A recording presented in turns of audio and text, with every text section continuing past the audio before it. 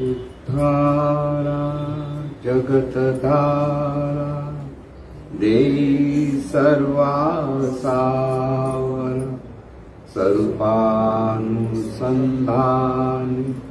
चित्तरमो निरंतर काम क्रोधादिक थारा मिळो न च अंतरी अखंडित वसो चित्ती तूच अनंता सर्वांतरी शरीरी घरी दारी कन्या पुत्रादि परिग्रही अनासक्त असो चित्त आसक्त त्वत् अनुग्रही मिळो धन मिळो मान मिळो लौकिक आकळा सोडवी हा परिमद मोह पाशांतुनी गळा असो भोग असो त्याग असो विद्या असो कला अविट पद पदमांची भाव भक्ती ते सकळा चराचर दिव्य रूप दिसो बाहेर अंतरी सर्वांचे भले भावे उच्चारो मन वैखरी मी माझे मावळो सर्व तू तुझे उगवता निरूपणा जगन्नाथा तो एकची तत्वता देव भक्त से द्वैत अद्वैत न खंडिता दाखवी देवानंता प्रार्थना ही तुला सद्गुरुनाथ महाराज सद्गुरु पैमावती मातोश्री माईयांना प्रथम कृतज्ञपूर्वक वंदन आणि आपण सर्व सद्भक्त सत्श्रोते आपणा सर्वांना आदरपूर्वक नमस्कार। आजचा जो प्रश्न आहे सद्गुरूंचे ध्यान होता होता स्वरूपाची ओढ लागते व सद्गुरू तुम्हाला कक्षेत सद्गुरू शिष्याला कक्षेत ओढायला लागतो हे पायरी पायरीने कसं होतं ते सांगा।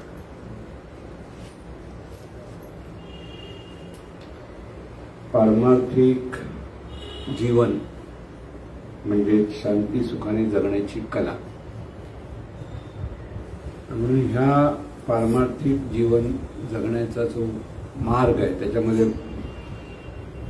प्रथम पहिली पायरी म्हणावी तर सद्गुरूंची भेट होणं। सद्गुरूंची भेट झाल्याशिवाय खऱ्या अर्थाने पारमार्थिक पायरी कोणताही शिष्य म्हणा की साधक म्हणा चढू शकत नाही। म्हणून सद्गुरूंचं महात्म्य ज्या वेळेला आपण म्हणतो की अतिशय म्हणून सद्गुरू वाचोनी सापडेना सोय धरावे ते पाय आधी आधी आपणासारिखे करीती तात्काळ नाही काळ वेळ तया लागे लोह परिसाची न साय उपमा सद्गुरू महिमा अघात। आता इथे म्हणून जे संत सद्गुरूंचं महात्म्य दरवेळेला सांगत असतात की सद्गुरूंनी जोपर्यंत साधकाला ज्ञान देत नाही आणि ते ज्ञान जोपर्यंत साधकाला कळत नाही तोपर्यंत परमार्थाची सुरुवाती होऊ शकत नाही। इथे परमार्थ म्हणजे ते आपण म्हणतो तो म्हणजे ऋषीमुनींनी किंवा वेदांनी जो ज्ञानमार्ग सांगितलेला आहे तो मार्ग। सर्वसाधारणपणे जो परमार्थ समजला जातो सर्व जनांमध्ये.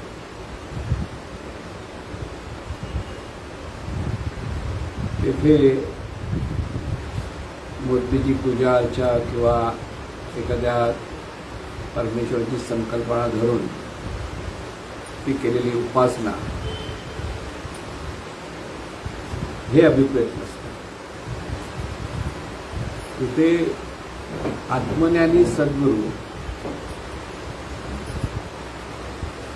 आणि ज्याच्या अंतःकरणामध्ये स्वतःच्या उन्नतीची तळमळ आहे असा साधक, जर ही जोडी जमली तर तिथे त्या साधकाच्या जाणीवेची जी उन्नती होते ती पाहणं महत्त्वाचं ठरतं. आणि म्हणून सद्गुरू भेटणं हीच पहिली पाहिजे.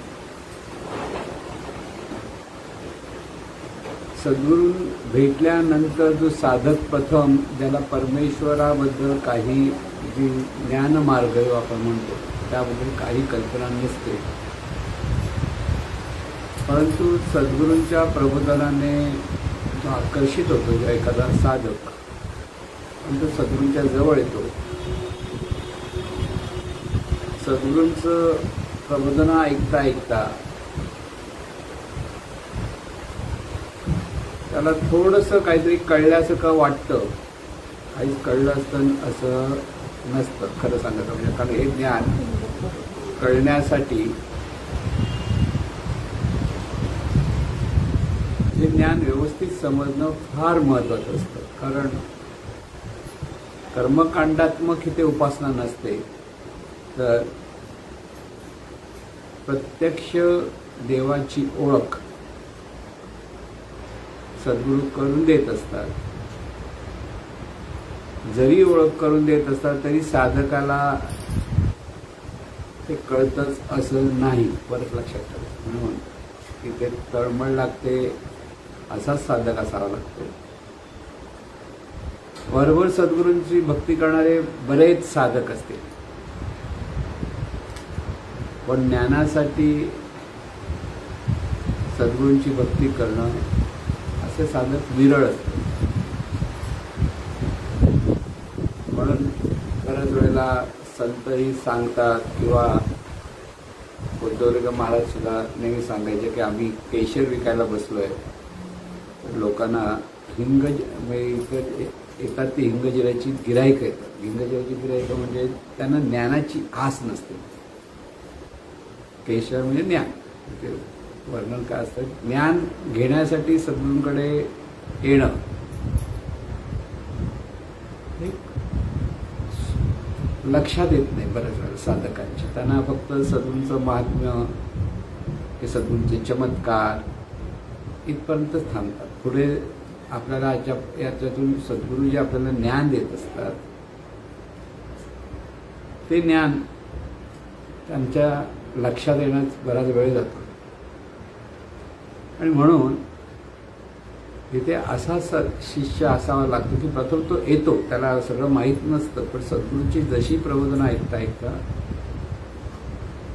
स्वरूप आणि परमेश्वर असा जो फरक आपण सांगतो नाही की परंपरेने जो परमेश्वर समजला जातो आणि सद्गुरू हे ज्ञानमार्गाने जे स्वरूपाचं वर्णन करतात तेच समजायला पहिलं कठीण असतं. आणि म्हणून प्रथम पहिली पायरी असते ती सद्गुरूंप्रती कृतज्ञता असणं, सद्गुरूंप्रती आदर असणं, सद्गुरूंप्रती प्रेम असणं, म्हणजे ह्या स्टेप प्रमाणे. मग पहिला आदर असतो, मग पुन्हा पुन्हा ऐकल्यानंतर त्यांच्या ज्ञानाची ओढ लागते आणि सद्गुरूंकडे पाहून शिष्याला त्यांचं आकर्षण व्हावं लागतं आणि त्याच्यातून ते त्यांना सद्गुरूबद्दल आत्मीयता येते, निर्माण होते आणि अधिक ज्ञान समजून घेण्याचा तो साधक प्रयत्न करत असतो. इथे सद्गुरू म्हणजे व्यक्ती नव्हे, तर सद्गुरू ही परमात्म शक्ती आहे हा भाव जोपर्यंत साधकाच्या मनात प्रगट होत नाही तोपर्यंत त्याला सद्गुरू कळलेच असं म्हणता येत नाही. लक्षात घ्यायचं. नुसतं रूप पाहिलं आणि व्यक्ती म्हणून सद्गुरूला पाहिलं आणि तिथे देवभाव धरला असं म्हणणारे बरेच लोक आहेत. पण सद्गुरू जेव्हा ज्ञानातून जेव्हा बोलायला लागतात तर तिथे सद्गुरू ही व्यक्ती नसते, तर ती एक परमात्मा शक्तीशी एकरूप झालेली तो परमात्माच असतो. हा भाव समजायला वेळ लागतो पहिल्यांदा.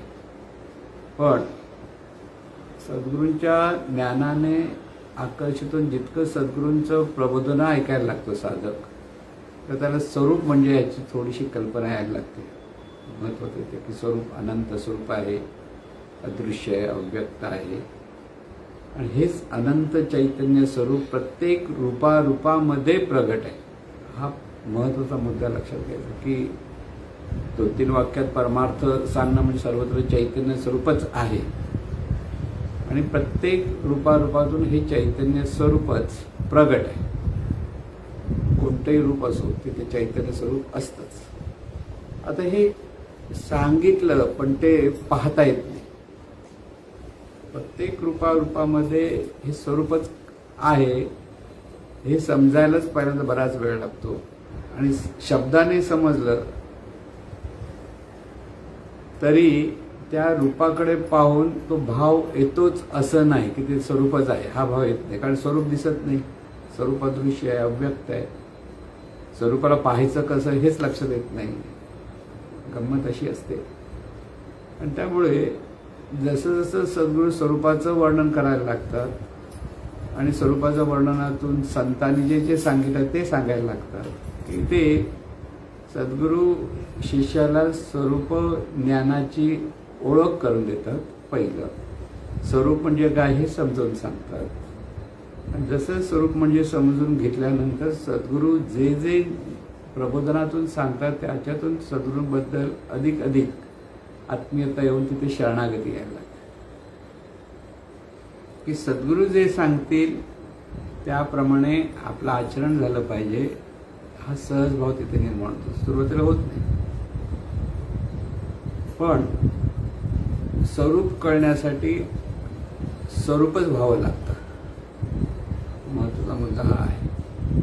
म्हणून सद्गुरूंचा प्रत्येक शब्द झेलण्याचा जेव्हा साधक प्रयत्न करायला लागतो, त्यावर चिंतन करायला लागतो, मनन करायला लागतो, सद्गुरूंशी चर्चा करायला लागतो.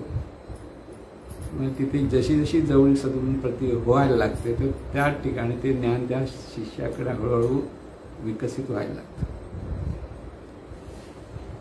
हे सर्वांच्या बाबतीत ही अशीच प्रोसेस असते. ज्यावेळेला सद्गुरू शिष्य आपण जेव्हा म्हणत असतो तर प्रथम नुसती ओळख असते, सद्गुरू आहेत बाबा, कोणतरी मोठी व्यक्ती आहे एवढाच एक भाव असतो, आदर असतो.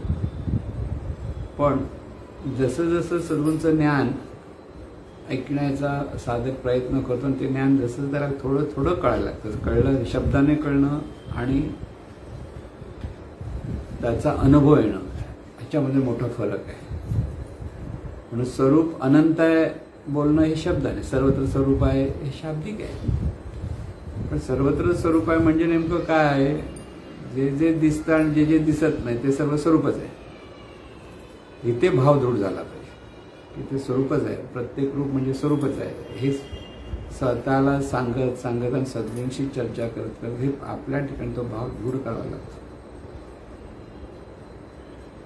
हे सांगत असताना तूही स्वरूपच आहेस असं जे शिष्य म्हणजे तत्वम असी असा जो बोध दिला जातो ना, की जे स्वरूप म्हणून जो म्हणतो ते स्वरूप पण तूच आहेस, तुझ्याशिवाय दुसरं काही वेगळं नाहीच आहे. म्हणजे स्वरूपाशिवाय दुसरं काही नाहीये. हा बोध शब्दाने कळल्यानंतर तो आचरणात आणण्यासाठी निश्चय करावा लागतो. निश्चय करणं काय की मी म्हणणारं तत्व जे आहे ते मी म्हणणारं तत्व स्वरूप आहे. म्हणजे प्रत्यक्ष ओळख देवाची जी केली जाते तिथे मीचा अनुभव घेता आला पाहिजे. मी म्हणणाऱ्या तत्वाने स्वतः त्या तत्वाचा अनुभव घेणं म्हणजे आत्मज्ञान. म्हणजे आपणच आपल्याला अनुभवणं. पाहावे आपणाशी आपण या नाव ज्ञान असं जे रामदास स्वामी सांगतात. तेव्हा त्यावेळेला खरं स्वरूपच आहे हा अनुभव घेत राहणं म्हणजे आत्मज्ञान. लक्षात स्वरूपच आहे. आता स्वरूपच आहे ही वस्तुस्थिती आहे, पण जीवभावामुळे साधकाला मी शरीर आहे आणि शरीराला दिलेलं नाव म्हणजे मी आहे किंवा जात धर्म पंथ म्हणजे मी आहे हा भाव आहे. हा लहानपणापासून संस्कारित झालेला भाव आहे. आणि त्या भावातून म्हणजे हा जो जीवभाव म्हणतो आपण, त्या जीवभावातून पलीकडे जाणं हे साधकाला लक्षात येत नाही. तो जीवभावातून हातपाय मारायला लागतो, अभ्यास करायला लागतो. जीवभाव सोडता येत नाही त्याला. जीवभाव तसा सुटत सुद्धा नाही. म्हणून पहिलं ज्ञान झालं, ज्ञानाचा अभ्यास सुरू झाला. अभ्यास सुरू जाता जाता हळूहळू काहीतरी कळल्यासारखं वाटतं. कळल्यासारखं वाटल्यानंतर सद्गुरूजी साधना देतात. तो साधना करण्याचा प्रयत्न करतो. त्या साधनेच्या प्रयत्नातून बरं वाटतं, शांत वाटणं, इथपर्यंतची प्रगती होते. पण तरीसुद्धा अनुभव आला असं त्याला वाटत नाही, की अनुभव आला असं कळत नाही. अनुभव कसा येतो हे समजत नाही. कारण अनुभवाच्या अंगाने तो अनुभव घ्यायला जातच नाही. तो फक्त त्याला प्रत्यक्ष समोर काहीतरी अनुभव दिसेल हा विचार करत असतो. मग तशी असते की जीवभाव म्हणजे काय, त्याला समोर पाहायची इच्छा असते. समोर जे दिसेल ते खरं असं त्याला वाटतं. म्हणून बऱ्याच लोकांना साक्षात्कार म्हणजे समोर कोणतरी देव समोर बाहेर उभा राहतो आणि आशीर्वाद देतो असं वाटतं. आणि लहानपणापासून कुठे पुराणाच्या गोष्टीमध्ये सांगितलेलं आहे, प्रल्हादाला समोर विष्णू प्रसन्न झाला वगैरे आपण ऐकलेलं आहे. नंतर त्याचप्रमाणे काही पिक्चर्स तिथे सिनेमे तयार झाले तेही पाहिले. तिथे मग लोकांना वाटतं असं खरोखर ते स्वरूप प्रकट होणार आणि आपल्याला साक्षात्कार होणार असा बऱ्याच वेळा लोकांचा गैरसमज असतो. इथे समोर काही उमटत नाही, तर आपल्या ठिकाणी असलेला जीवभाव दूर होऊन ते तत्वच मी किंवा ते तत्व तेच स्वरूप असं साधकाला समजून घ्यायचंय. पहिल्यांदा समजून घ्यायचं आहे ते तत्व आहे. मी अमुक कोणीच नाही. नाव गाव जात धर्म पंथ हे सगळे शरीराच्या अपेक्षित आहेत. पण शरीर म्हणजे मी नाही हे जर कळलं तर हे सगळं बाजूला होतं. म्हणजे सर्व मिथ्या म्हटलं. याला मिथ्या म्हटलं. मिथ्या म्हणजे जे सतत नसतं त्याला म्हणतात मिथ्या. मिथ्या म्हणजे खोटं असा अर्थ नव्हे. जगन ब्रह्म सत्यम जगन मिथ्या. मिथ्या म्हणजे खोटं असा जो अर्थ लावला जातो तो तसा नाही. मिथ्या म्हणजे जे जसं सतत असतं तसं जग सतत नसतं. जग हे परिवर्तनशील आहे. जे दृश्य जगत जे आहे ते परिवर्तनशीलता असते. म्हणून जे सतत आहे त्या सततचा अनुभव आपल्याला घेता आला पाहिजे. जे सतत आहे ते जे आजही आहे, कालही आहे आणि उद्याही आहे असं तत्व जे आहे त्याला आकार नसतो. कारण आकार पाहिला की आज उद्या काल, काल आज आणि उद्या ह्या गोष्टी तिथे येतात. आकाराला काळाच्या अपेक्षेत आकाराला पाहिलं जातं. म्हणजे जर उदाहरण घ्यायचं असेल तर जर चंद्रकोर दिसते प्रतिपदाची, द्वितीयेची, तृतीयेची असं परत होतं. पौर्णिमा दिसतो, परत पौर्णिमेतून कसं उतर परत अमावास्या होते. हे आकाराला पाहून आपण जे पाहत असतो तिथे काळ निर्माण झाला. खरं काळाचं समय वगैरे आपण जे म्हणतो. पण स्वरूपाला काळाचा काही स्पर्श नसतो. लक्षात घ्या. म्हणजे स्वरूप कळायला म्हटलं तर काल आज उद्या ह्याचा काही संबंध स्वरूपाला नाही. तुम्हाला म्हणजे नेमकं काय, गाढ झोपेत जे आपण जातो त्या स्वरूपाशी आपण एकरूप असतो, स्वरूपच तिथे होऊन राहतो. गाढ झोपी खरी परमेश्वराने प्रत्येक माणसाला समजवण्यासाठी केलेली व्यवस्था आहे, पण ते कळत नाही. झोप म्हणतो आपण त्याला. आता कोण झोपाळू असेल तर खुश होईल, म्हणलं बरं झालं जाता. पण समजून घेण्यासाठी तो अर्थ सांगतोय की गाढ झोपेमध्ये किती वेळ झाला, काय झालं, काही कळत नाही. म्हणजे नेणीव अवस्था. गाढ झोप म्हणजे आपलीच नेणीव अवस्था म्हणतो. नेणीव म्हणजे तिथे जाणीवपूर्वक काही जाणलं जात नाही, पण तिथे आपण असतो. म्हणजे आपण असतो म्हणजे हे स्वरूपच असतं, हा त्याचा अर्थ असतो. जाणीवपूर्वक कधी जाणायला लागतो, शरीराच्या अपेक्षेत ही जाणीव जेव्हा पाहायला लागते, शरीराशी कनेक्ट होते, मेंदूशी कनेक्ट होते, तेव्हा हे जाणीवपूर्वक जाणणं आपलं सुरू होतं. आणि ज्यावेळेला मेंदूच्या पेशी काही कारणामुळे नष्ट होतात तर ते काही जाणता येत नाही, अशी पण अवस्था होते. काही लोकांचं काही विकार निर्माण झाला म्हणजे मेंदूचं कार्य केंद्र जर ते चालत नसतील तर त्या माणसाला नॉर्मलपणे आपण जसे जाणतो तसं जाणता येत नाही. मग कधी कधी त्याला विसर पडला म्हणतो, कधी कधी त्याला कळत नाही म्हणतो. त्याचं खरं कारण म्हणजे मेंदूच्या द्वारे ही जाणीव जे कार्य करत असते तिथे कनेक्शन तुटलं तर ते काही होत नाही. म्हणून जाणीवपूर्वक जाणणं हे शरीराच्या अपेक्षेत आहे. पण गाढ झोपेमध्ये शरीर असून सुद्धा आपण नेणीवेत जातो. नेणीवेत जातो म्हणजे स्वरूप होऊन राहतो. म्हणून गाढ झोपताना आपण स्वरूपाशी एकरूप होत असतो. तितकं सहज होऊन जातो की आपल्याला ते कळतच नाही. आणि त्यात किती वेळ झाला, काय झाला, काय. पण उठायच्या वेळेला बरोबर उठतो. कसा उठतो हे कोणी बघितलं, मग तिथे वेळ कसा कळला. पण रात्री समजा आपल्याला सकाळी उठायचं, रोज रात्रीचं आपण 5 वाजता उठायचं आहे, 5 वाजता उठायला भोगले. पहिल्या दिवशी उठणार नाही, दुसऱ्या दिवशी उठणार, पण तिसऱ्या चौथ्या दिवशी हळूहळू ते 5 वाजता बरोबर उठलं जातं. हे वेळ कोण ठरवतं. आपण जाणीवपूर्वक 5 म्हणतो, पण नेहमी 5 वगैरे काही नसतं तरी सुद्धा उठतो. म्हणजे इथे ती अचूकता कुठून आली, म्हणजे ते स्वरूप आहे. म्हणजे स्वरूप जे म्हणतो ते आपण जे जीवन जगतो ते जीवन जगणारी ही जी जाणीव आहे तीच मूलतः ते स्वरूपच आहे की स्वरूपाचं ते स्फुरण आहे हे समजून घ्यावं लागतं. म्हणून गाढ झोपेमध्ये जसं असतं तसं जागेपणी व्हायला पाहिजे असं संत सांगतात. म्हणून निद्रे माझी जसा निवृत्त अशी जागेपणी होत असा म्हटलंय. निवृत्त म्हणजे लक्षात घ्या, निवृत्त व्हायचं. निवृत्त म्हणजे आपण सतत प्रवृत्त असतो. काहीतरी करावं असं वाटतं. गपचूप कधी बसतो का आपण? नाही बसत. थोडा डोळे बंद करा म्हटलं तर ते विचार करत बसतो. पण काहीतरी दुसरं आठवतं, तिसरं आठवतं, काही आठवू शकतं आतून. आणि त्याच्यातच आपण अडकतो. म्हणजे प्रवृत्त असतो. काहीतरी करावं असं वाटतं. लहान मुलं जसं एका जागी बसत नाही, त्याला बसायच्यानंतर तो चुळबुळ काहीतरी करतो. मग इथे कोणते चिमटे काढेल, काहीतरी इकडे बघेल, तिकडे बघेल, असं करतो ना. तसं मोठ्या माणसांचं पण तेच असतं. त्यामुळे साधक म्हटलं की त्याची ती अवस्थाच असते की तो सतत प्रवृत्त असतो. सद्गुरूंकडे पाहता पाहता पाहता त्याला सद्गुरूंचा अनुनय करण्याचा एक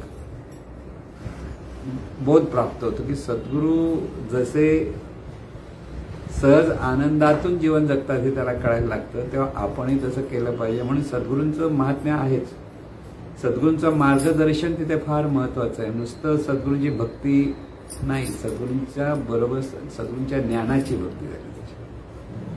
म्हणून ह्या पायऱ्या म्हणतात. म्हणजे ज्ञान कळणं ही दुसरी पायरी येते. पहिलं सद्गुरू भेटणं, सद्गुरूंकडनं श्रवण करणं, तर आपण चिंतन करणं आणि त्याच्यातून ज्ञान हळूहळू समजणं ही दुसरी पायरी असते. ज्ञान समजल्यानंतर ते शब्दाने समजतं, पण त्याचप्रमाणे आपलं आचरण होत नाही, अशी एक अवस्था असते. आणि तिथेच मोठा धोका असतो. आपल्याला सगळं माहिती आहे असं त्या साधकाला वाटत असतं, पण आचरणात येत नाही हे त्याला कळत नाही. परत त्याला वाटतं मला माहिती आहे ते सगळं. आणि तिथेच मोठा अहंकार यायला लागतो. म्हणजे बरेच साधक ज्या वेळेला नुसतं ज्ञान शब्दाने कळलं की ते इतके खुश होऊन जातात की आपल्याला सगळं माहिती आहे. सद्गुरू सांगतात ते प्रबोधन सांगतात ते तो बरोबर त्याबरोबर वाक्य म्हणत जातो. कारण बऱ्याच वेळा ऐकल्यानंतर त्याला गोष्टी माहिती असतात आणि ते माहीत असल्यामुळे तो तसं सांगत बसतो आणि त्याला वाटतं आपल्याला आता सगळं चांगलं कळायला लागलं. शब्दाने कळलं म्हणजे परमार्थ नव्हे, परत लक्षात ठेवायचं. तिथे ते आचरणातच यायला हवं. म्हणून आचरण महत्वाचं असतं. त्या ज्ञानाप्रमाणे आचरण होणं आणि ते सहजपणे होणं. म्हणजे साधी गोष्ट आहे, कोणत्याही गोष्टीला प्रतिक्रिया द्यायची नाही, हा परमार्थ आहे. म्हणजे परमार्थ कशात आहे? सतत आपण सर्वांशी जे संबंधित असतो तिथे पटकन प्रवृत्त होतो, म्हणजे प्रतिक्रिया देण्याचा प्रयत्न करत असतो. मग प्रतिक्रिया देतोच, प्रयत्न असतो आणि प्रतिक्रिया देतोच. संस्कारातून चांगली वाईट प्रतिक्रिया देत असतो. इथे फक्त प्रतिक्रिया नाही द्यायची, फक्त शांतपणे ऐकायचं, चुप बस असं म्हटलं तर माहिती आहे म्हणतो, पण तो चुप बसतो का? नाही बसत. तो प्रतिक्रिया देतो. जरा काय झालं की तो सांगण्याचा प्रयत्न करतो, असं झालं तसं झालं, सगळं करायचा प्रयत्न, चांगलं वाईट अंगाने प्रतिक्रिया देतो. पण ते एकच वाक्य जरी त्याने धरलं की आपल्याला प्रतिक्रिया द्यायची नाही, सद्गुरूंनी सांगितलं प्रतिक्रिया नुसतं आधी पहा, शांत राहा आणि शांतपणे त्याच्यावर प्रतिसाद देण्याचा प्रयत्न कर. प्रतिसाद म्हणजे चांगलं वाईट हे समजून योग्य अयोग्य हा विचार करून योग्य तो प्रतिसाद दिला पाहिजे. आता योग्य तो प्रतिसाद दिला पाहिजे ते हे कळायलाच खरं म्हणजे साधकाची तिसरी पायरी चढायलाच फार वेळ लागतो. म्हणजे शब्दाने कळणं आणि आचरणात येणं हा मध्ये ही मोठी दरी आहे. ही दरी ओलांडावी लागते. ही दरी ओलांडण्यासाठी त्यांना सतत सद्गुरूशी चर्चा करावी लागते. कारण चिंतन, प्रबोधन पुन्हा पुन्हा ऐकणं किंवा त्यांना प्रश्न विचारणं, प्रश्न विचारून त्या स्वरूप म्हणजे काय हे व्यवस्थित समजून घेणं. लक्षात घ्या, शब्दाने कितीही चैतन्य स्वरूप कळलं तरी ते समजलं असं म्हणता येत नाही. मग सद्गुरूला चैतन्य स्वरूप अनुभवण्याचा मार्ग एकच,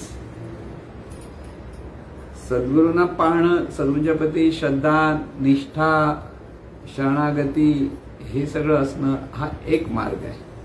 तिथे सद्गुरू म्हणजे त्या चैतन्य स्वरूपच सद्गुरू रूपाने प्रगट आहे, हा एक मार्ग आहे. तो आहे सोपा. खरा सोपा म्हणजे म्हणायला सोपा, कारण सद्गुरू म्हणजे स्वरूपच आहे हे समजल्यानंतर तिथे व्यक्तित्व बाजूला जातं आणि तिथे संपूर्णतः शरणागती यायला हवी. हा एक मार्ग असतो. दुसरा मार्ग सद्गुरूच प्रबोधनातून सांगत असतात की तू जे मी म्हणतो ते मी म्हणणारं तत्व तेच स्वरूप आहे. तत्वम असी, ते तू आहेस. ते तू आहेस म्हणजे ते जे स्वरूप म्हणून इकडे तिकडे शोधतो आहेस, तो हा जो शोधणारा जो तू आहेस तोच तू स्वरूप आहेस हे लक्षात घे. म्हणजे तोच तू तुला अनुभवण्याचा प्रयत्न. ह्या दोन्ही गोष्टी शिष्याला समजल्या पाहिजेत. पहिली शरणागती आली पाहिजे, सद्गुरूंप्रती अत्यंत कृतज्ञता असली पाहिजे, शरणागती असली, जे प्रेम असलं पाहिजे, सगळं आलं. अनुभवण्यासाठी पुन्हा सद्गुरूंच्या ज्ञानातून ते मी म्हणणारं तत्व ते स्वरूप आहे हे शब्दाने किती जरी कळलं तरी ते आकळता येत नाही. आकळत नाही म्हणजे ती खरी ओळख आपल्याला ती एक तर पटत नाही. देह म्हणजे मी हा भाव इतका घट्ट असतो की सद्गुरू सांगतायत म्हणून ते शब्दाने आपण म्हणतो सुद्धा, पण ते आकळत नाही. म्हणजे ते आपल्याला त्या पद्धतीने जीवनच जगता येत. आकळणं म्हणजे त्याच पद्धतीने जीवन जगतं, स्वरूप होऊन जीवन जगता आलं पाहिजे. आणि हे कठीण होतं, कारण इथे जीवभाव आहे प्रत्येकाकडे. म्हणून शब्दाने कळता जितकं बरं वाटतं की साधना, ज्या सद्गुरूंनी सांगितलं ती साधना करण्यातून बरं वाटणं, मनाला शांतता मिळणं, इथपर्यंत साधकाची जेव्हा मजल व्हायला लागते तर ती पुढची पायरी तो चढला असं सांगायचं की त्याला गोडी लागायला लागते ज्ञानाची. एकदा स्वरूप कसं आहे की साधना कशी करायची हे साधना करता शरीरावरती उमटणारी स्पंदन अनुभवायला लागतो, किंवा मन शांत व्हायला लागतं, किंवा सर्वांशी संबंधित होताना तो स्थिर मनाने पाहायला लागतो. अशी ही हळूहळू प्रगती साधकाची होत असते. आणि ही प्रगती होण्यासाठी किती वर्ष याचा हिशोब नसतो. प्रत्येकाच्या पिंडाप्रमाणे, प्रत्येकाचा जो अभ्यास आहे की प्रत्येकाचा जो सद्भाव आहे त्या अनुषंगानेच त्याची प्रगती होत असते. म्हणजे प्रत्येकाची वेगळे, कोणाला 2 वर्षात होऊ शकतं, 4 वर्षात, कोणाला 12 वर्ष होऊ शकतं, कोणाला आणखी अभ्यास त्याला करावाच लागतो. आणि तो अभ्यास करताना सतत सद्गुरू स्मरण, सद्गुरूंप्रती सतत कृतज्ञता आणि त्या कृतज्ञतेतून सद्गुरूंनी जे सांगितलं ते आपल्या आचरणात आणण्याचा प्रयत्न करत राहणं, हे जेव्हा साधकाला कळतं त्याची पुढची पाहिजे आपल्या आचरणात यायला पाहिजे. आपण रागावतो आहोत, चिडतो आहोत, मनात द्वेष मत्सर येतोय, कुठेही येतो कोणाबद्दल आपल्याकडे, म्हणजे हे आपलं नेहमीची प्रतिक्रिया देण्याची जी पद्धत आहे सर्वसाधारण माणसाची तीच आहे की तो मनातून रागावलेला असतो, कधी निराश होतो, कधी चिडतो. मनात सुरुवातीला तो डायरेक्ट चिडायचा, रागवायचा. माझं सद्गुरूंकडनं कळल्यानंतर तो मनात रागवतो, बाहेर दाखवत नाही. असं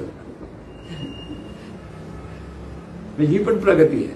म्हणजे मनात ठेवायला लागलं, पण मनात ठेवला, पण मनातले आपले अनिष्ट विचार जेव्हा त्याला कळायला लागतात तेव्हा तो परत सावधतो, तर हे असंच आहे, याच्यातून आपल्याला बदलायला पाहिजे. म्हणजे अभ्यास करताना आपण चिडतो आहोत, रागावतो आहोत, मग आपल्या मनात जर डायरेक्ट प्रतिक्रिया देत नाही, बरेच लोक आम्ही रागवत नाही हो, कोणालाच काय बोलत नाही, पण मनात रागवतोच ना, मनामध्ये अनिष्ट विचार असतातच ना, तुझं माझं हे असतंच ना, तिथून परत बाहेर पडावं लागतं. म्हणून नुसतं एका झटक्यात सगळं काही साक्षात्कार वगैरे होतो असं नाही, तर आपल्याच ठिकाणी आपणच ते परिवर्तन घडवून आणायचं असतं. सद्गुरू मार्गदर्शन करतात, पण परिवर्तन घडवण्याचं काम साधकाने स्वतःच, म्हणजे साधकाने स्वतः आपण ही जी शक्ती आहे, शरीरातून व्यक्त होणारी शक्ती आहे, ती शक्ती म्हणजे आपण आहोत हा बोध आत्मसात केला पाहिजे. प्रपंचातली सगळी प्रलोभनं जी आपल्याला असतात ती जीवभावामुळे असतात. प्रलोभनं म्हणजे श्रीमंत व्हायला हवं, पैसे खूप हवेत, चांगलं मोठं घर हवं, सगळं ऐश्वर्य हवं, गाडी हवी, एअर कंडिशनर हवा, सगळं जे हवं वाटत असतं स्थूलांगाने, ही सगळी प्रापंचिक प्रलोभनं असतात. आणि माणसं, सर्वसाधारण माणसं तेच मिळवण्याचा प्रयत्न करतात, तेच मिळवण्याचा प्रयत्न करतात आणि त्यामुळे स्वरूप भाव तिथे उरत नाही. म्हणून पाहणं सुधारलं पाहिजे. पाहणं सुधारलं पाहिजे म्हणजे हे दृश्य जगताला जे आपण सन्मुख होऊन त्यात गुंततो त्यापासून आपल्याला अलिप्त होण्याचा अभ्यास करावा लागतो. हळूहळू ती जी आवड आहे या सगळ्या गोष्टीची, ऐश्वर्याची आवड, जे सगळं जे मनाला हवं ते मिळालं पाहिजे अशी जी आवड असते, ती आवड जशी जशी कमी होईल, म्हणजे जसं जसं सद्गुरूंचं प्रबोधन ऐकता ऐकता हे स्वरूपच आहे, सर्वत्र स्वरूपच आहे हा भावात तो चिंतन करायला लागतो, तशी ही आवड कमी कमी व्हायला लागते. म्हणजे प्रपंचाच्या अंगाने, दृश्य जगताच्या अंगाने जी आवड आहे ती साधकाकडे कमी कमी जशी व्हायला लागते, म्हणजे आवड पहिले त्याला स्वरूपाची व्हायला लागते, तेव्हा ही बाहेरच्या गोष्टींची आवड त्याला कमी कमी होते. म्हणजे तिथे आसक्ती कमी होते. आवड म्हणजे नको असं नाही, असेल त्याचा स्वीकार आणि नाही त्याचा विचार करण्याची गरजच नाही. जे नाही त्याचा विचार नाही करायचा, जे आहे त्याचा स्वीकार आणि त्या स्वीकारातून समाधानाने जीवन जगणं ही वृत्ती निर्माण व्हावी लागते. लक्षात घ्या. म्हणजे कशी सुधारणा व्हायला पाहिजे. सुरुवातीला सगळं हवं वाटतं, पण जे मिळेल ते सगळं छान ह्या अपेक्षेत जी परिस्थिती ती चांगलीच आहे, हा ज्या भाव तिथे निर्माण होतो तर ती आसक्ती कमी होते सगळ्या गोष्टींची, आणि तिथे त्यालाच वैराग्य म्हणतात. म्हणजे वैराग्य ही वृत्ती साधकाकडे निर्माण व्हायला लागते. प्रबोधनं ऐकून ऐकून, चिंतन करून, साधना करून ती हळूहळू अवस्था निर्माण होते. आणि त्यामुळे साधकाला आपल्या स्वतःचं निरीक्षण परीक्षण करता येतं, अशी एक मोठी प्रगती त्याच्याकडे होते. आपल्या मनात चालणारे विचार त्याला चांगले कळायला लागतात, आणि ते कळायला लागल्यामुळे आपण इथे चुकतो आहोत, आपल्याला हे बदलायला हवं, हे त्याचं त्याला कळायला लागतं. ह्या चुका कळणं फार महत्त्वाचं असतं. जोपर्यंत चुका कळत नाही तोपर्यंत सुधारता येणार नाही. आपण बरोबरच आहोत असं सर्वसाधारण माणसाचा स्वभाव आहे. बरोबर आहे, आमचं बरोबर आहे, दुसऱ्याचंच चुकतं, मी कधी चुकत नाही असा तो एक भाव असतो प्रत्येकाचा. पण इथे ज्यावेळेला साधक स्वतःचं निरीक्षण आणि परीक्षण करायला लागतो त्यावेळेला आपल्या स्वतःच्या चुका त्याला जेव्हा कळायला लागतात तेव्हा त्याला वाईट वाटेल. कधी कधी अरे आपण कधी असं आपल्याकडे सुधारणा होणार असं त्याला वाटायला लागतं. तेव्हा ती खरी सुधारणेला सुरुवात असते आणि त्या पद्धतीने तो शांत होतो, स्थिर व्हायचा प्रयत्न करतो. तेव्हा त्याची पुढची पायरी म्हणजे ह्या सगळ्या पायऱ्या म्हणताना आपण प्रत्येक साधकाची कशी पायरी चढत जातो ते लक्षात घ्या आणि त्याच्यातून तो स्वतःला सुधारण्याचा प्रयत्न करतो. त्यासाठी त्याला आदर्श कोण? सद्गुरू. परत एक लक्षात आहे, प्रत्येक वेळेला सद्गुरू ह्या वेळेला कसे स्थिर होते, कसे शांत होते, कसे ते अंगाने पुढे जात होते हे जर आपल्या लक्षात आलं साधकाच्या लक्षात त्यालाही वाटतं आपण असं वागलं पाहिजे, त्याच्यामुळे आपल्याकडे वागणं तसं झालं पाहिजे हे त्याला समजायला लागतं. तो आदर्श बघायचा तर सद्गुरूंना पाहतो, सद्गुरूंची उदाहरणं दिली त्याप्रमाणे पाहतो. म्हणून अशी जी अवस्था निर्माण होते की त्याच्याकडे वैराग्य साधकाचे निर्माण होतं. कसली बाह्य गोष्टींची त्याच्याकडे आसक्ती कमी होते, आवड कमी होते म्हणत नाही, आसक्ती कमी होते. सर्वांमध्ये तो असतो पण तो कुठेही नसतो अशी अवस्था असते सर्वांमध्ये. सर्वांबरोबर हसून खेळून सगळं राहील पण माझं माझं म्हणून तो कुठेही नसतो. आहे तोपर्यंत आनंद देतो पण पुढे प्रवास त्याचा चालू राहतो. कशातही न गुंतता त्याची पुढे जाणं ही साधकाची आणखीन वरची अवस्था असते. म्हणून ह्या सगळ्या अवस्था आहेत लक्षात ठेवा की पटकन होत नाही कोणतीच गोष्ट. आणि ह्या अवस्थेपर्यंत जेव्हा साधक पोचतो तेव्हा त्याची खरी वाटचाल सुरू होते परमार्थाची.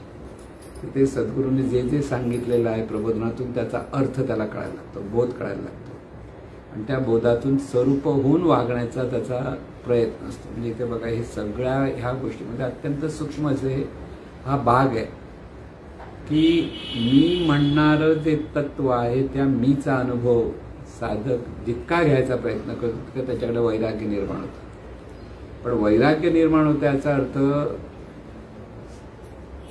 तो इतरांना तोडतो असा नव्हे. लक्षात घ्या, बऱ्याच लोकांचं असं ते बरेच लोक तोडायला जातात. आपल्याला कोणाशी भेट घ्यायची नाही, कोणाशी बोलायचं नाही, हे नाही करायचं ते नाही करायचं, कोण अलिप्त होण्यासाठी जे काही प्रयत्न करतात तो त्यांचा चुकीचा मार्ग होतो.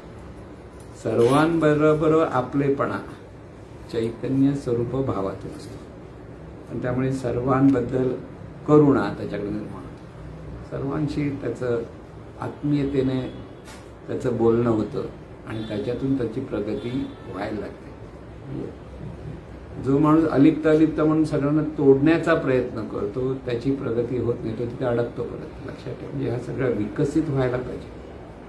जाणीव जी संकुचित आहे देहापुरती ती जाणीव जितकी व्यापक होत जाते आणि विश्वची माझे घर ऐसी मती ज्याची स्थिर किंबहुना चराचर आपणची झाला. हे चरण अचर आपणच आहोत. आपण म्हणजे स्वरूपच आहे. लक्षात ठेवा, आपण म्हणजे देहाच्या अपेक्षा मी म्हणणार ते नाही. जे मी म्हणणार जे तत्व आहे ते व्यापक आहे, ते अत्यंत सूक्ष्म आहे, तितकंच ते व्यापक आहे. ते मी आहे आणि ते मी सर्व रूपारूपाने प्रकट आहे. हा बोध कळायलाच फार अडचणीचं ठरतं. कारण सगळीकडे मीच कसं आहे की सर्वकडे स्वरूपच कसं आहे हे संत जरी सांगत असेल तरी ते कळत नाही. सर्वत्र चैतन्य जमलं, सर्व उपाधी माझी गुप्त चैतन्य असेल सर्वगत ते तत्वज्ञ संत स्वीकारले. म्हणजे मी म्हणणार चैतन्य आहे हा जो स्वीकारतो आणि समोर जे जे दिसतं ते चैतन्यच आहे हे जे स्वीकारलं तेव्हा ती व्यापकपणा येतो. तिथे अमुक माणसाशी संबंध बोलायचं नाही, याचे तोडायचं नाही, कमी बोला बिला असं काही लोक म्हणतात. बोला कमी बोला म्हणजे जे बोलाल ते स्वरूपभावातून बोला म्हणजे कमी बोलणं. आणि नुसतंच बडबड करणं म्हणजे तिथे मग तो जीवभावातून बोलायला लागला की त्याचे घसरणच जास्त असते. कारण तिथेच तो व्यापत बसतो आणि त्याला स्वरूपाचं स्मरणच राहत नाही. म्हणून एकदा स्मरण कळलं म्हणजे अनुभव आला तर साधक तिथे चिटकून राहतो. लक्षात घ्या, त्या अनुभव येत नाही. अनुभव येण्यासाठी त्याला खूप प्रयत्न करायला पाहिजे आणि ते प्रयत्न करता करता तर आता हळूहळू ते कळायला लागतं, आकळायला लागतं काय आहे ते स्वरूपच आहे. शब्दाने कळणं वेगळं. परत परत सांगतो की शब्दाने आपण आहे ते स्वरूपाचं म्हणजे म्हणायलाच पाहिजे, अभ्यास करायलाच पाहिजे. पण अभ्यास करता करता एक दिवस असा येतो की तिथे ते स्वरूपच आहे ह्याचा अनुभव यायला लागतो. म्हणजे ह्या जर अनुभव आला की त्याची खरी प्रगती सुरू झाली, खरा परमार्थ स्पर्श की प्रत्येक गोष्ट स्वरूप भावातून पाहण्याचा त्याचा अभ्यास सुरू होतो. तिथे जीवभाव कधी येतो, कधी स्वरूपभाव असतो. दोन्ही भाव तिथे येतात. जसा काळोख आणि सावली आणि प्रकाश याचा जसा खेळ असतो, तर साधक जेव्हा त्या स्वरूपभावात असतो ते फक्त शांत असतो, स्थिर असतो. पण कधी कधी परत तो भावच त्याचा विरून जातो, त्याला कळतच नाही. अशी पण एक त्या अवस्थेमध्ये तो परत निराश, आता मला कसं जमत नाही असं त्याला वाटतं. या सगळ्या अवस्थेतून प्रत्येक संत महात्मे गेलेले. असं नाही की आपणच जातो, कारण ही सगळे नियमाने चाललेलं असतं. म्हणजे अभ्यास असतो हा नियमाचा आहे, चमत्कार नाही तिथे. पण तिथे सतत ती ओढ लागत राहिली पाहिजे, तळमळ लागत असली पाहिजे आणि त्याच्यातून स्थिर आणि शांत मनाने पाहण्याचा अभ्यास झाला पाहिजे. म्हणजे डोळे बंद करून साधना झालं बरं वाटलं एवढ्यापुरती ते मर्यादित नाही. डोळे उघडल्यानंतर सुद्धा सतत विचार, उच्चार, आचार हा स्वरूप भावातूनच सुरू होतो. तेव्हा खरा परमार्थ सुरू होतो. खरा परमार्थ तिथे की प्रत्येक विचार, उच्चार, आचार सुद्धा हा स्वरूप भावातूनच सुरू आहे. ते स्वरूपच आहे हा भाव तिथे असायला पाहिजे. म्हणून आहे ते स्वरूपच आहे हे आकळलं जातं, तेव्हा परमार्थ सुरू होतो आणि त्याप्रमाणे त्याचं आचरण होतं. आणि ते आचरणामध्ये करता करता जी ही ज्ञानाची प्रगल्भता वाढते. म्हणजे जाणीवपूर्वक करण्याचा एक सुरुवातीला केलेला प्रयत्न, त्याच्यातून विसर आणि आठव हा खेळ चालू होतो. कधी कधी आठवत आपण म्हणतो स्वरूपाचा भावात आम्ही राहिलो, बरं वाटलं, इथपर्यंत सगळ्यांना आणि मध्येच काहीतरी होतं आणि तो स्वरूपभाव बाजूला जातो, जीवभावच तिथे प्रगट होतो. म्हणजे तिथे परत विकार सुरू होतात. असं ज्या वेळेला होतं तसं तो प्रकाश आणि सावळ्याचा खेळ व्हावा तसं सुरू होतं. पण सद्गुरूंना जो घट्ट धरून बसलेला असतो तो साधक सद्गुरूंच्या आधाराने ह्या परिस्थितीवर मात करतो आणि सर्वत्र हे स्वरूपच आहे हा लख प्रकाश त्याच्या मनामध्ये प्रगट होतो. ते प्रगट होणं हा महत्त्वाचं आहे. पहिला प्रयत्न करत राहायला पाहिजे, पण ते करता करता तिथे लख प्रकाश पडतो की त्याला ते सहज कळतं की अरे हे आतापर्यंत आपण उगी धावतोय, पळतोय, सगळं करतो, अरे आहे तिथेच आहे सर्व. की इथे कुठे जायला नको, कुठे यायला नको, सगळं काही हे स्वरूपाच्याच सगळ्या गोष्टी चालू आहेत. मी सर्वत्र स्वरूपच आहे हा लख प्रकाश म्हणजे त्यालाच लख प्रकाश होणं म्हणजे त्याला म्हणतात दिव्य प्रज्ञा जागृत होणं. ही दिव्य प्रज्ञा जेव्हा जागृत झाली की खरा साधक त्या लेवल म्हणजे जे सद्गुरूंना अभिप्रेत असे असतात उच्चतम लेवलला जातोय, तर त्या लेवलला तो पोचत असतो. पण ती सहजतेने ते दिव्य प्रज्ञा सतत असली पाहिजे. त्या पद्धतीने साधकाचा अभ्यास तसाच चालू राहिला पाहिजे. जितकं हे ज्ञान आत्मसात होत जातं तितका तो साधक नम्र होतो. ही पहिली खूण असते. साधकाने आपल्या ठिकाणी त्याचे विचार ओळख करून घेताना आचरणातून नम्रपणा आला पाहिजे. सहज सर्वांप्रती करुणा प्रकट झाली पाहिजे. सर्वांच्या भल्याचा सहज भावना त्याच्या ठिकाणी निर्माण होत असेल तर त्याचं मनाचं शुद्धीकरण झालं ही त्याची ओळख आहे. मनाचं शुद्धीकरण होणं फार महत्त्वाचं. म्हणून हे सगळे गुण तिथे प्रकट झाले पाहिजेत. सर्वांप्रती आपलेपणा तिथे श्रेष्ठ कनिष्ठ हा असा येतो तसा हा भागच येईल. तिथे स्वरूपाचंच रूप आहे आणि ते स्वरूपाचं रूप असल्यामुळे त्याचं भलं व्हावं ही करुणा प्रकट झाली पाहिजे. म्हणून समोरची व्यक्ती काय वागते ह्याच्यावर साधकाचं जीवन चालत नाही, तर तो सर्वांचं भलं व्हावं ह्या विचारातून सर्वांकडे पाहत असतो. कोणी किती चांगलं कोणी निंदा करेल तरी त्याला त्याच्याबद्दल अनिष्ट चिंतन येत नाही. निंदा केली म्हणून तो रागवत नाही, तो स्थिर राहतो, शांत राहतो. कारण त्याला जीवनाचा अर्थ कळलेला असतो. म्हणजे हे सगळं परिवर्तन आहे. म्हणजे आता प्रत्यक्ष जो अभ्यास करेल त्याला ह्या सगळ्या स्टेप बरोबर समजून घेता येतील की आपण ह्या स्टेपवर आहोत. आता अजून आपल्याला अजून अभ्यास करायचा, अजून आपल्याकडनं हे करायचं. ह्या सगळ्या स्टेप म्हणजे कवी कल्पना नाही सांगितली, हे अनुभवाच्या गोष्टी सांगतो की अनुभवातून कळतं की ते अजून माझ्याकडे सुधारणा व्हायला पाहिजे, अजून माझ्याकडे सुधारणा व्हायला पाहिजे असं साधकाकडं. पण त्यावेळेला तो सद्गुणात पुन्हा पुन्हा स्मरण करून, सद्गुरूंचं पुन्हा पुन्हा चिंतन करून तो स्थिर होण्याचा प्रयत्न करतो. कारण त्याला एकच आधार असतो, तो म्हणजे सद्गुरू. सद्गुरूंचं जे ज्ञान आहे आणि सद्गुरूंचं जे जीवन आहे याचा अभ्यास तो साधकाकडनं सुरू होतो आणि तिथे तिथे खरी त्याची अवस्थेमध्ये परिवर्तन व्हायला लागतं. म्हणून आपण मोठे सद्गुरू भक्त आहोत असा दाखवण्याचे जे साधक प्रयत्न करत असतात त्यांना काही कळलेलं नसतं. कारण मोठेपणाची आस तिथे असते, तिथे अहंकार असतो. मग लक्षात ठेवा की कसं आहे, लोकांनी आपल्याकडे कौतुक केलं म्हणजे काय, मी लोकांना आता मी सगळ्यांना समजावून सांगतो त्याने माझं ऐकलं पाहिजे असं एखाद्या वेळेला शब्दज्ञानातून भ्रम तयार होतो. हे ज्ञान जसं जसं विकसित होतील तसं भुंगे जशी कमळाकडे आकर्षित होतात तशी लोक त्या ज्ञानाने प्रगल्भित झालेल्या साधकाकडे इतर मंडळी आकर्षित व्हायला लागतात. हे त्या ज्ञानाचं अस्तित्वाचं खूण आहे. सद्गुरू म्हटल्यानंतर त्यांच्या व्यक्तित्वाकडे कोण आकर्षित होत नाही. सुरुवातीचं व्यक्तिमत्वाकडे आकर्षित होतात सुरुवात, पण नंतर जे आकर्षितपणा असतो तो त्यांच्या ज्ञानाकडे असतो, त्यांच्या गुणाकडे असतो. लक्षात घ्या, सद्गुरूंचे गुण आणि सद्गुरूंचं ज्ञान इथे सत्साधकाचं लक्ष असतं. रूप परिवर्तनशील आहे हे त्यालाही कळतं. लक्षात घ्या, म्हणजे भक्ती आपण जे म्हणत असतो तिथे सद्गुरूची भक्ती करता करता ती स्वरूपच भक्ती होऊन जाते. स्वरूप भक्ती म्हणजे सगुणात्मक निराकार तत्वाची भक्ती.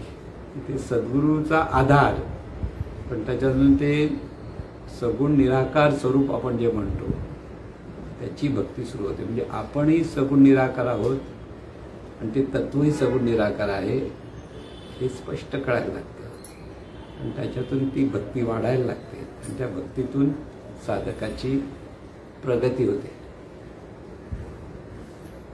ह्या सगळ्या स्टेप सांगत असताना ह्या व्यवस्थित समजून घ्यावं लागतं की पहिली सद्गुरूंची भेट झाली, नंतर ते सांगत असलेलं ज्ञान, ते ज्ञान समजायला लागतं. समजावं शब्दाने, ते शब्दाने समजायला लागल्यानंतर मला कळलं असं त्याला वाटायला लागतं. कळल्यानंतर सद्गुरू परत सांगतात की आचरणात येतं का ना पहा, आचरणात येतं का तुझ्यावर प्रतिक्रिया द्यायच्या स्वभाव काही कसाचा प्रश्न विचारतात. अरे आम्हाला एवढं कळलं, मग आता प्रगती झाली का? सद्गुरू हो म्हणतात, प्रगती झाली का? निराश तर करायचं नसतं ना, डोंगर चढायचं आहे, झाला का संपूर्ण मध्ये थकलाय बिचारा, आता थोडं आहे, चल बरं कॅन्ड पुढे असं म्हणतो ना बघाच. तसं थोडं आहे, थोडं करून पुढे पुढे सद्गुरू नेत असत. कारण हा पल्ला तेवढा मोठा आहे की जीवभावाचं रूपांतर शिवभावात होणं हा मोठा पल्ला आहे. शब्द नुसते दोन वाक्य नाही आहेत, तिथे पूर्ण आयुष्याचा तिथे अभ्यास आहे हे लक्षात ठेवायचं. पण तिथे सद्गुरूंची साथ सतत घ्यावी लागते आणि सद्गुरूंची करुणा त्याच्याकडे असतात. कारण जो अभ्यास करतो साधक तिथे सद्गुरू स्वतःहून पुढे येत असतात, पुढे हात देतात, परत ये चल म्हणतात. कारण तो थकला तरी त्याला परत प्रोत्साहित करणार. कारण बऱ्याच साधकांना निराश येते, किती वर्ष करायचं, कसं करायचं असं वाटतं. तिथे सद्गुरूंनी सांगितलं म्हणून देहधारी सद्गुरू समोर सतत लागतो म्हणायचं कारण आहे. कारण तिथे तो हात देत असतो, तो सांगत असतो हे बरोबर आहे, आणखी पुढे चल, आणखी पुढे होणार हा जो भाग असतो ना ते प्रोत्साहित करण्याचा भाग असतो. आणि त्या आधारे म्हणून डोंगर चढत असताना पण तुम्ही प्रयत्न केला, जर वाटाड्या जो असतो नाव थोडं राहिले, चला आता थकलेला असं बसतो, बस जरा पण परत चल असं म्हणता म्हणता अगदी डोंगराच्या टोकावर जाईपर्यंत दमछाक होत असते माणसाची. पण वाटाडा जो हुशार असतो तो सतत प्रोत्साहित करत करत त्या दिशेला नेत जातो आणि एक वेळ अशी येते की तिथं पोचतो. तसाच हा अभ्यास जो आहे परमार्थाचा तो शब्दाने समजणं आणि त्याच्यातून आकळण्यासाठी आचरणात आणण्याचा प्रयत्न करणं. लक्षात ठेवा, ज्ञान हे आचरणात आलं पाहिजे. विचार, उच्चार, आचार. तिथे परत आपण कर्मकांडात जर अडकून असू तर आपल्याला ते जमणार नाही. लक्षात घ्या, लोक सद्गुरूंचं ऐकतात आणि रत वैकल्य, उपास तपास, गंडे दोरे याच्यातच परत अडकलेले असतात. मग ते साधक प्रगती करू शकत नाहीत, कारण ते तिथे थांबलेले असतात. त्यांना पुढे जायचं नाही. त्यांना म्हणणं नाही आमचं एवढं बाज झालं, आपल्याला काय करायचं. फक्त सद्गुरूंकडे भेटलो, सद्गुरूंचं प्रबोधन ऐकलं, बाज झालं असे म्हणणारे पण साधक आहेत. त्यांची प्रगती नाही, ते तिथे थांबतात. म्हणजे त्यांच्या पद्धतीने त्यांना जे मिळायचं ते मिळेल, पण स्वरूप साक्षात्कार की स्वरूपानुभूती व्हायला हवी असेल तर त्याला सतत सद्गुरूंचं मार्गदर्शनाचीच गरज असते. आणि त्याच्यातून त्याने आकळण्यासाठी आणि आचरणात आणण्यासाठी त्यानेच प्रयत्न करावा लागतो. प्रत्येक सहजपणे हा स्वरूपभाव येण्यासाठी त्याला खूप अभ्यास करावा लागतो. कारण जीवभाव हा सहज आहे आणि तोच जीवभाव जाऊन तिथे स्वरूपभाव सहजपणे प्रकट झाला, त्याला अनुसंधान म्हणतो. अनुसंधान सहज. मग तिथे सहज असत. म्हणजे संत महात्मे जे वागतात ते सहजच वागतात, नेहमीसारखंच वागतात, पण त्यांच्याकडे स्वरूपभाव असतो. आणि इतर लोक जे सहज वागतात त्यांच्याकडे जीवभाव असतो. हा मोठा फरक असतो. आणि म्हणून तिथे स्थिर मनाने, शांत मनाने प्रत्येक गोष्ट पाहणं, जरा सुद्धा तिथे निराशा किंवा राग वगैरे काही नसणं, पण सहज आनंदातून की सहज समाधानाने प्रत्येक गोष्टीचा स्वीकार करत राहणं आणि त्या स्वीकारून त्याला सुरेख आकार देणं. म्हणजे आपली मानसिकता इतकी प्रगल्भ करता आली पाहिजे की समोर येणाऱ्या समस्या सगळ्या क्षुल्लक होऊन जातात. महत्वाचा मुद्दा हा लक्षात ठेवायचा की परिस्थिती ही बदलत असते, चांगली वाईट परिस्थिती येत असते, सत्साधकांना पण ती येते.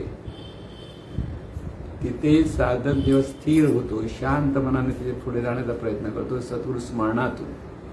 तिथे सद्गुरू निराशा आली तर सद्गुरूंचा धावा करत राहतात आणि सद्गुरू धावा करून तिथे मन स्थिर करत झालं की परत पुढे पाऊल टाकायचं. म्हणून बऱ्याच वेळेला मी म्हटलं होतं की ज्यांना काळोखाची भीती वाटते त्यांना काळोखातून फिरत न्यायला पाहिजे. एकट्याने जायचं. मग काय होतं, भीती वाटते, पायाखाली काय येणार नाही ना, काय सरसरत नाही ना, इकडून काय जात नाही. तो माणूस पाऊल टाकता टाकता 10 वेळा विचार करू लागतात. पण ज्याला सद्गुरूमध्ये श्रद्धा आहे, सद्गुरू स्मरणात, त्याने सद्गुरू सद्गुरू सद्गुरू करत गेला तर वाटचाल पटकन निघून जाते. खरं सांगायचं म्हणजे इथे श्रद्धा लागते, निष्ठा लागते म्हणतो ना. नाहीतर अगदी निभीड काळोख आहे आणि त्या काळोखातून जाऊन ये म्हटलं तर किती लोक जातील त्याला शंका आहे. कारण त्याला भीती वाटणार, अरे साप बीप आला तर पायाखाली काय करायचं जंगलातून जाताना म्हणतो. पण इथे ज्या वेळेला सद्गुरू भाव जागृत होतो आणि सद्गुरूंनी सांगितलं त्याप्रमाणेच आपल्याला झालं केलं पाहिजे अशी भावना तयार होते, तेव्हा त्या साधकाची प्रगती व्हायला लागते. म्हणजे प्रगती ही पायऱ्या पायऱ्याने होत असते. प्रत्येकाकडे त्याच्या पिंडाप्रमाणे त्याचा स्वभाव बदलायला त्याला कमी जास्त वेळ लागतोच. म्हणून साधकाने स्वतःचं निरीक्षण परीक्षण करणं ही मोठी साधना आहे. परत लक्षात ठेवा, आपल्या मनातले विचार त्यालाच कळतात, दुसऱ्यांना कळत नाहीत. आणि त्या विचाराच्या आधाराने तो उच्चार आचार करतो आणि त्याप्रमाणे चांगले वाईट परिणाम त्याला मिळत असतात. ते उच्चार आचार त्या भावनेतून होतात. काही लोक, काही साधक त्या भावना कंट्रोलमध्ये आणून चांगला विचार करणं म्हणजे चांगलं वागण्याचा प्रयत्न करत असतात. पण मनात मात्र तसं अनिष्ट जर विचार असेल तर तिथे त्याच्यासाठी घातक असतं.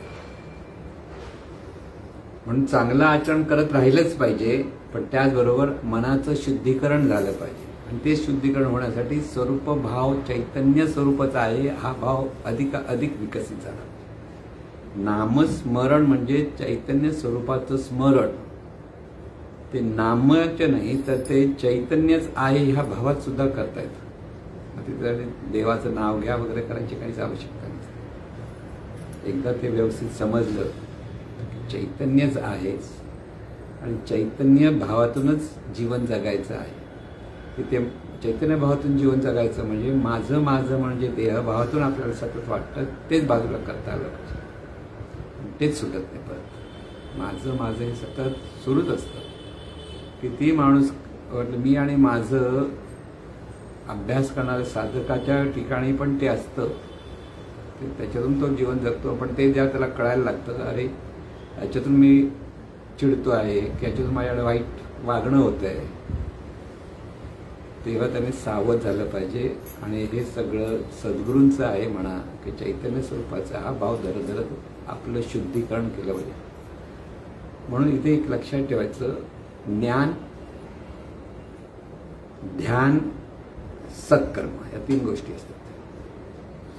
सत्कर्म ज्याच्याकडे म्हणजे पिंड चांगला असेल किंवा अधिकच अगोदर चांगले संस्कार, तर त्याच्याकडे जर सत्कर्म करण्याची सहज साधना असेल तर त्याला ध्यान जमतं. म्हणजे आपण जेव्हा सगळ्यांशी जेव्हा वागताना चांगल्या भावने सद्भावनेतून वागणं म्हणजे सत्कर्म. कोणालाही न दुखावणं, कोणाला वेडावाकडे न बोलणं, तर ती असतं सत्कर्म. ज्याच्याकडे एक कर्म सद्भावनेतून कर्म व्हायला लागतं त्याला ध्यान लवकर जमतं. सत्कर्मातून ध्यान लवकर विकसित होतं, ध्यानातून ज्ञान अधिक विकसित होतं. तिन्ही गोष्टी एकमेकावर कशा अवलंबून ठेवतात. ज्ञानातून सत्कर्म चांगलं होतं, म्हणजे चक्र आहे. ज्ञान असेल तर सत्कर्म करशील, सत्कर्म करायला लागशील तर ध्यान चांगलं होईल. जर सत्कर्म नसेल तर ध्यानात तेच विचार यायला लागतात. ध्यान करायला डोळे बंद केले की तेच सगळं सुरू होतं. म्हणून सत्कर्म होण्यासाठी साधनेची आवश्यकता. पण सत्कर्म करत असेल तर साधना चांगली होते, आणि साधना चांगली होतं ज्ञान अधिक विकसित होतं. ज्ञान अधिक विकसित झालं की परत सत्कर्म चांगलं होतं. हे चक्र आपल्याकडे. म्हणून इथे चक्रभेद करायचा असेल तर आपलंच निरीक्षण परीक्षा आपण करायला पाहिजे. तुझं कर्म तू कसा करतोस हे साधकाला स्वतःला कळलं पाहिजे. कोणत्या भावातून करतोस. जीवभावातून करत असेल तर चुकणार, शिवभावातूनच व्हायला पाहिजे. हे स्वरूपच आहे. म्हणून व्यापक होणं स्वरूप आहे, म्हणजे व्यापकतेने सगळीकडे पाहिजे. सर्वांगाने प्रत्येक गोष्ट पाहता आली पाहिजे. तिथे समत्वानेच पाहणं येतं. तिथे तुझं माझं श्रेष्ठ कनिष्ठ स्पर्धा कॉम्पिटिशन म्हणतो त्या कोणत्याही होता का म्हणे. बरेच साधक दुसऱ्या साधकापेक्षा मी अधिक चांगला बोलतो की चांगला वागतो इथे अडकतात आणि तिथे परत फसतात. लक्षात. पॉइंट्स घेऊन टप्प्याटप्प्याने सांगणारे असतात ते विद्वान असतात, आणि जे प्रज्ञाशक्तीतून सहज बोलतात ते संत असतात. हा फरक आहे. काही अभ्यासू असतात ते पॉइंट्स लिहितात, पॉइंट लिहून घेऊन, कारण तो अभ्यासच आहे, ते वाईट काहीच नाही. त्याच्यातून ते ज्ञान विकसित होतं. पॉइंट टू पॉइंट समजून घेऊन ते करणं हा अभ्यासाचाच एक प्रकार, आणि तो केला पाहिजे. सत्साधकांना तेही करायचं असतं, पण ते केलं म्हणजे पार झालं नव्हे. जेव्हा आतून सहज हे सगळ्या भावना प्रगट व्हायला लागतात, सहज हे ज्ञान प्रगट व्हायला लागतं, तेव्हा काहीतरी कुठेतरी आपल्याकडे काही रजिस्टर झालं हे साधकाला कळतं. ते सहज आहे, ते माझं नसतंच. म्हणजे मी कसा बोललो असं तो विचारणार नाही. कसं छान वाटलं मी बोललो, आवडलं की नाही, कारण ते त्याचं नसतं. ते आहे ते सर्व प्रज्ञाशक्तीचं असतं, दिव्य प्रज्ञेतून ते आलेलं असतं.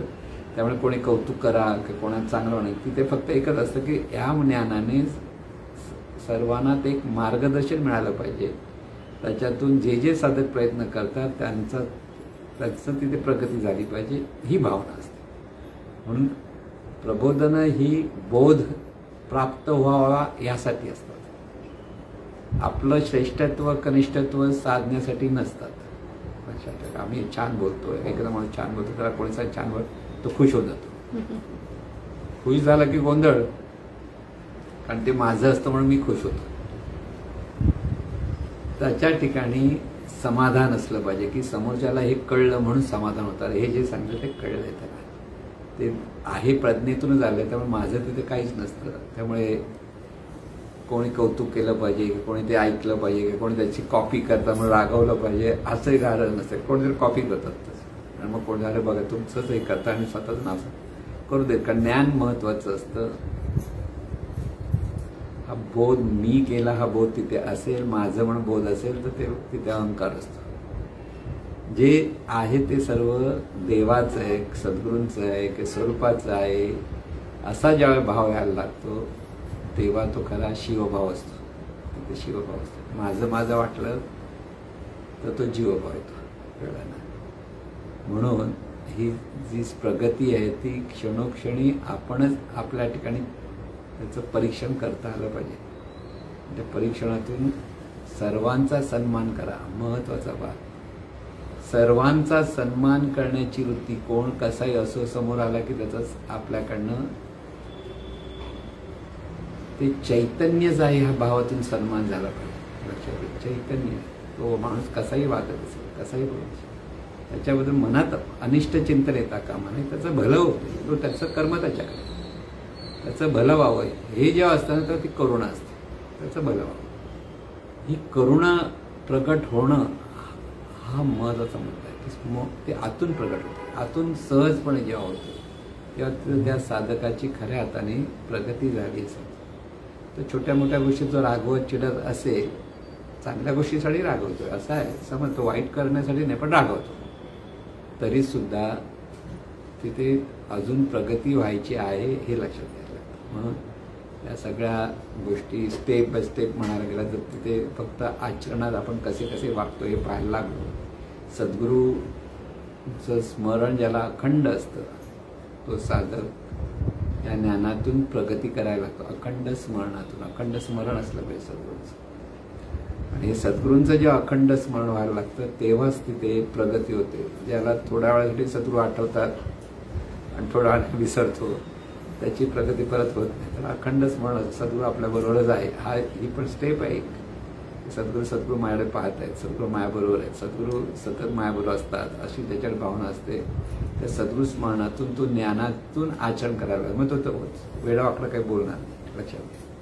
म्हणून ह्या सगळ्या वेगळ्या वेगळ्या स्टेप्स असतात आणि त्याच्यातून साधकाची प्रगती होत असते. आणि म्हणून अशी प्रगती जे साधक मनापासून अभ्यास करतात त्यांची होणारच हे लक्षात ठेवा.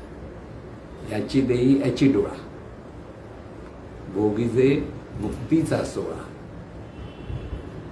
ही कवी कल्पना नाहीये, ही वस्तुस्थिती आहे. म्हणून जो सद्गुरूंना धरून राहतो आणि सद्गुरू ज्याला धरतात त्याची प्रगती ही होतेच. हे ब्रह्मवाक्य लक्षात ठेवे. त्या साधकाची प्रगती झाल्याशिवाय राहणार नाही. सद्गुरुनाथ महाराज. हे ईश्वरा सर्वांना चांगली बुद्धी दे, आरोग्य दे, सर्वांना सुखात आनंदात ऐश्वर्यात ठेव. सर्वांचं भलं कर, कल्याण कर, रक्षण कर आणि तुझे गोड नाम मुखात अखंड राहू दे. सद्गुरुनाथ महाराज की जय.